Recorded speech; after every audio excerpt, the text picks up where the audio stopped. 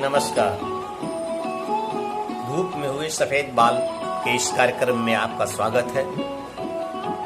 अभिनंदन। यह वक्त कोरोना से एक आतंक, एक भयावह स्थिति से गुजर रहा है, परंतु डरना इतना भी नहीं है कि हम अपना यह एहतियात भी करना भूल जाएं। सावधानी से रहें, घर में रहें, घर से बाहर न निकले। बराबर कही जा रही है, हर स्थानों से कही जा रही है। तो मुझे भी लगा कि मैं फिल्मों की बातें करता हूं तो यह बात बतानी ही चाहिए कि आज लॉकडाउन का 29वां दिन है और कल का सोमवार का दिन। इन दिनों में कुछ स्थानों पर, कुछ क्षेत्रों में छूट भी मिली है, लेकिन फिर भी हॉट स्पॉट जो स्थान है वहां से छूट नहीं मिली है। और जहां से छूट मिली भी है वहां से उस छूट का हम बेजाय प्रयोग न करें। हमारा काम यदि घर से बाहर निकले बगैर बन जाता है तो हम घर में ही बने रहें। यह तो पक्की बात है कि कोरोना का न तो कोई इलाज है और न किसी प्रकार से कोई उसका मरम्मत है। उससे एक ही चीज है केवल कि आप अपने को बचा कर रखिए, छुपा कर रखिए, घर के अंदर रखिए। तो मैं फिर यह तो होता ही रहता है। यह सांझ उषा का आंगन, आलिंगन विरह मिलन का ये चलता है। संध्या आती है, रात आती है, फिर नूतन प्रभात आता है, फिर पक्षी चहचहाते हैं, दिन का कलरव, और फिर अच्छा होता है। हमेशा दिन एक सा नहीं रहता है, तो इनमें हम जीवन की एक रास्ता से ज्यादा हम परेशान न हो, इसलिए हम अपनी बात को प्रारंभ करें फिल्मों की बात से। तो फिल्मों की बात में मैं पिछली दफा पाकीजा या पाकीजा के बाद तक की कुछ कहानी कही थी, लेकिन आज मैं ये कहना चाहता था कि मीना कुमारी को एक बेटी थी। मीना कुमारी को एक बेटी भी थी। लोग अक्सर कहते हैं कि मीना कुमारी की कोई संतान नहीं थी, वो एक वांध्य स्त्री थी। तो ऐसी बात नहीं है, उनकी एक लड़की थी। तो उस लड़की की कहानी बताते हैं कि वो लड़की कहाँ थी, कहाँ है, कैसी है। उस पूरी कहानी को आज हम कोशिश करते हैं आपको समझाने की। यह दौर 1958 का था। उस वक्त में मीना कुमारी की एक सहेली थी, रजिया सुल्ताना। और रजिया सुल्ताना जरा सा मीना कुमारी जिस मोहल्ले में रहती थी, जहां रहती थी, वहां से दूर एक बस्ती में रहती थी, बम्बई में, बस्ती के अंदर, बम्बई के अंदर तत्कालीन। और वहां पर ही उनकी एक और सहेली मोहम्मदी बेगम रहती थी। मोहम्मदी बेगम को जितने बच्चे होते थे प्राय मृत होते थे, परेशान थी। और सुल्ताना, जो रजिया सुल्ताना है, उनको पहले से एक लड़की थी या दो लड़कियां थी। इस बार दोनों को एक ही महीने में डिलीवरी होनी थी, प्रसव होनी थी। दोनों एक ही हॉस्पिटल में गए और एक वार्ड में थे। रजिया सुल्ताना को लड़का हुआ और मोहम्मदी बेगम को एक मरा हुआ बच्चा हुआ। अब ये मोहम्मदी बेगम परेशान, उसके पति तो और भी परेशान। बहुत दुख, बहुत चिंता, बहुत फिक्र इस बात की थी कि मोहम्मदी बेगम के ससुर, सास, उनके पति के वालदाइन ये आने वाले थे देखने के लिए। बार बार इनको मरा हुआ बच्चा होता था, तो इस बार बड़ी खुशी से आई थी कि ऐसा महसूस हुआ था कि इस बार पूरा महीना हुआ तो बच्चा स्वस्थ होगा। लेकिन यहाँ तो जो होनी है कुदरत ने अपना वही खेल दिखाया जो पहले दिखाया था। मरा हुआ बच्चा हुआ। तब मोहम्मदी बेगम के पति ने सोचा कि इस बार तो उनकी माँ मेरी दूसरी शादी करवा करके ही रहेगी, मानेगी नहीं है, इसको घर से निकलवा देगी। तो ये छोड़ना नहीं चाहते थे अपनी पत्नी को, मोहम्मदी बेगम को। इसलिए पति ने अपने ये जो घर के घरेलू संबंध थे, दोनों का दोस्ती था रजिया सुल्ताना से और इनके पति से। रजिया सुल्ताना के पति पुलिस विभाग में इंस्पेक्टर थे। तो उन्होंने कहा कि भाई साहब, मोहम्मदी बेगम के पत्नी ने कहा भाई साहब मेरे माँ बाप आने वाले हैं, एक आध दिन रहेंगे, बल्कि एक आध दिन क्या रहेंगे, यहाँ पर तो 2-4 घंटे रहेंगे, तो वो सुनेंगे तो फिर ऐसा हो जाएगा। तो ये करते हैं कि आपके बच्चे को 1-2 घंटे के लिए मोहम्मदी बेगम के पास रहने देते हैं। आपकी स्वीकृति हो तो आप। पहले तो घबराई सब कि ना ऐसे कैसे होगा। पक्की सहेली होने के बावजूद भी रजिया सुल्ताना तैयार नहीं हुई। लेकिन जब दोनों दंपत्ति मान गए कि ठीक है 1.5-2 घंटे की बात है तो क्या हर्जा है। और वैसे भी वो पुलिस इंस्पेक्टर थे, रजिया सुल्ताना के पति, किसकी हिम्मत होगी कुछ करने की। बदलैन क्या कर दिया, अपना बच्चा को उसके बेड पर रख दिया गया। उसी वक्त में सास ससुर आए और वो फूले नहीं समाये, पोते को गले लगाया, खेली और पश्चात उसने घोषणा की कि बेटा मैं तो इतनी खुश हूँ कि अभी 2-4 दिन तो मैं रहूंगी, हॉस्पिटल में ही रहूंगी। माशाअल्लाह, ये तो बिजली गिर गई सुल्ताना पर, रजिया सुल्ताना पर, उसके पति पर, कि अपने बच्चे से भी बेड पर पड़ी हुई वो उठा नहीं सकती उसको, और ये उछालेगी अपने पोता समझ करके। लेकिन चलिए, अब मोहम्मदी बेगम के पति ने सोचा कि अब यहाँ रहने से बेहतर है कि नाम कटवा करके घर चले जाएं, तब कुछ रास्ता निकलेगा, दोनों चारों पर यहाँ रहेंगे और तो शोर शराबा होगा, कभी कभी न बात फूटेगी। इसलिए अपने मित्र को और रजिया सुल्ताना को समझाए हुए कि हम नाम कटवा करके जाते हैं घर, वहाँ से अपने अम्मी और अब्बा को विदा कर देंगे, तो फिर आपका बेटा आपको वापस कर देंगे। वो नाम कटवा के चले गए। तो रजिया सुल्ताना और उसके पति ने कहा कि तो मुझे क्यों रहना हॉस्पिटल में, ये भी अपना नाम कटवा करके अपने घर वापस आ गए।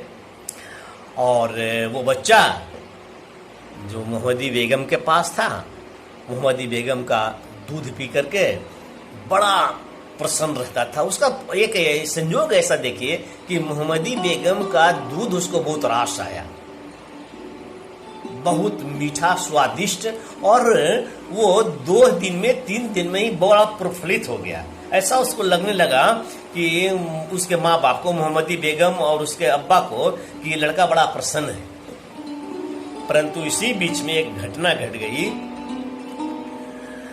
कि जब वो चले गए, उनके माँ बाप जब चले गए, तो मोहम्मदी बेगम अपने इनके रजिया सुल्तान के बच्चे को दे आई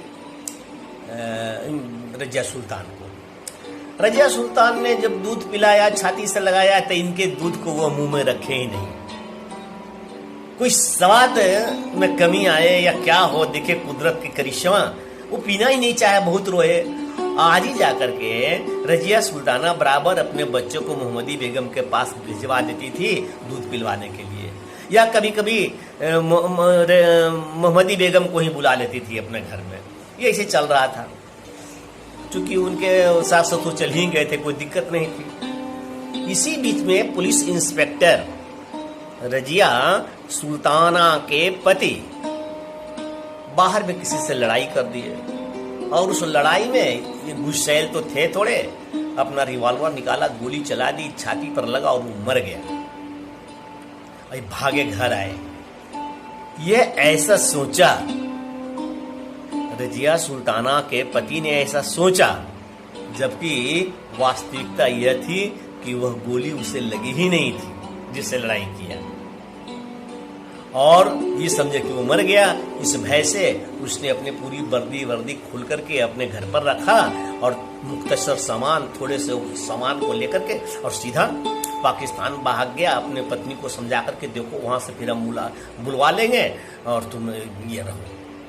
वो तो पाकिस्तान चले गए। पाकिस्तान जाने में उस वक्त में इतना कड़ाई नहीं थी, 58-59 की बात है। चले जाते थे, आते थे लोग। पुलिस आ गई तो उन्होंने कहा कि भाई ये कैसे, कहाँ चला गया ये? पुलिस का आदमी है, उसके पास रिवॉल्वर है, ये गया कहाँ? तो खैर सरकारी रिवॉल्वर वर्दी सब घर में ही मिल गया। पुलिस वाले ले गए, लेकिन उनके घर पर पहरा बैठा दिया, सील कर दिया, लॉकडाउन कर दिया घर को कि अब वो आएगा तो पत्नी बच्चे से मिलने के लिए यहाँ पर जरूर, इसलिए वो सख्त पहरा। अब बदकिस्मती देखिए, जब पहरा बैठ गया उस वक्त में वह बच्चा दूध पीने के लिए जो रजिया सुल्तान का बेटा था वो अहमदी बेगम के यहाँ गया हुआ था। अहमदी बेगम चाहने पर भी बच्चे को यहाँ भिजवा नहीं सकती थी, वो खुद फंसती कि इनका कनेक्शन है, तो उसके घर पर भी पहरा पड़ जाता कि वो तो इनके यहाँ नहीं मिलने आएगा तो उनके यहाँ मिलने जाएगा। इसलिए मोहम्मदी बेगम ने वक्त का फायदा उठाया और इस बीच में रजिया सुल्तान के बेटे को छाती से लगाई और पति पत्नी पूरा परिवार दूसरे शहर निकल गए, एक अनजाना शहर। इस बीच में पुलिस के तहकीकात पूरी हो गई, मुकदमा सब खत्म हो गया कि कोई खास मुकदमा था ही नहीं, न किसी ने मरना था, न कि एक गोली जाया हुई थी, सब कुछ बरामद ही हो गया और पाकिस्तान भाग गया। यह पुष्टि हो जाने पर इस मुकदमा को खत्म कर दिया गया। अब थोड़ी दिनों में ये रजिया सुल्ताना पति के बताए और भेजे एड्रेस पर ये भी पाकिस्तान चली गई। पाकिस्तान जाकर के रहने लगी। वक्त गुजरता गया, इनकी 2 बेटियां वहां और हो गई और वहां उनको शिप यार्ड में, जो यहाँ पुलिस इंस्पेक्टर थे पाकिस्तान में, शिप यार्ड में कराची में उनको नौकरी मिल गई सुपरवाइजर की। जीवन चल रहा था और ये जो भागी थी मोहम्मदी बेगम इनके रजिया सुल्तान के बेटे को लेकर के, तो ये भी उनका उम्र हो गया और इसका नाम रखा था, बच्चा का नाम समद। तो यह वक्त गुजरे लगभग 12-13 वर्ष हो गया। 12-13 वर्ष के बाद उस लड़के का खतना का कार्यक्रम हुआ। खतना कार्यक्रम में कहते हैं कि एक उत्सव होता है। तो अहमदी बेगम की ननद ने रजिया सुल्ताना को पाकिस्तान में फोन करा करके यह बात कह दी कि देखो तुम्हारे बेटे का खतना होने वाला है, भेंट करना चाहते हो तो आ जाओ, मिल जाओ। और वो खतना के लिए वहां से ये जब जान गई तो वहां से चली, जाने की परमिशन ली अपने पति से। तो उसके पति ने कहा कि बेगम तुम अभी इंडिया मत जाओ, तुम्हारा 7वां महीना चल रहा है, किसी न किसी प्रकार का कोई नुकसान हो जाएगा तो फिर मैं चढ़ने नहीं दूंगा वापस अपने घर। लेकिन इसने रिस्क लेकर केवल कुछ नहीं होगा, मैं जाना चाहती हूँ। सो उनके यहाँ अहमदी बेगम के यहाँ वो ऐसा है। तो बोला ठीक है तुम्हारी मर्जी, जाओ। और वो अकेले पाकिस्तान से भारत चली आई। तो उत्सव में शामिल हुई, देखी सब कुछ ठीक है। तो वो अपना बच्चा को मांगी।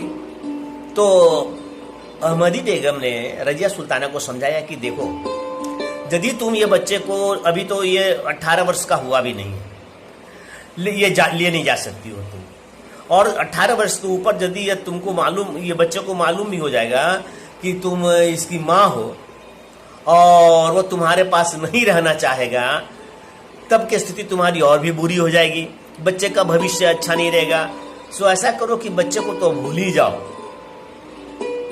मजबूरन बच्चे को भूल ही गई, कुछ समझ में ही नहीं आया। लेकिन उसी दिन 2-4 दिन, 5 दिन, 6 दिन वहां रहना हुआ, रह गई कि ठीक है। लेकिन देखिए कुछ होता है। सो एक दिन उसी घर में, अहमदी बेगम के घर में, छत पर सीढ़ियों पर चढ़ने उतरने से उनके पांव उल्टे या सीधे कैसे पड़े और वो गिर गई। तो इनको हॉस्पिटल ले जाया गया। 7वां महीना था, ऑपरेशन वगैरह हुआ और बच्चा, सामान्य ऑपरेशन वगैरह के निकला तो बच्चा मरा हुआ। सुल्ताना बेगम, रजिया सुल्ताना का।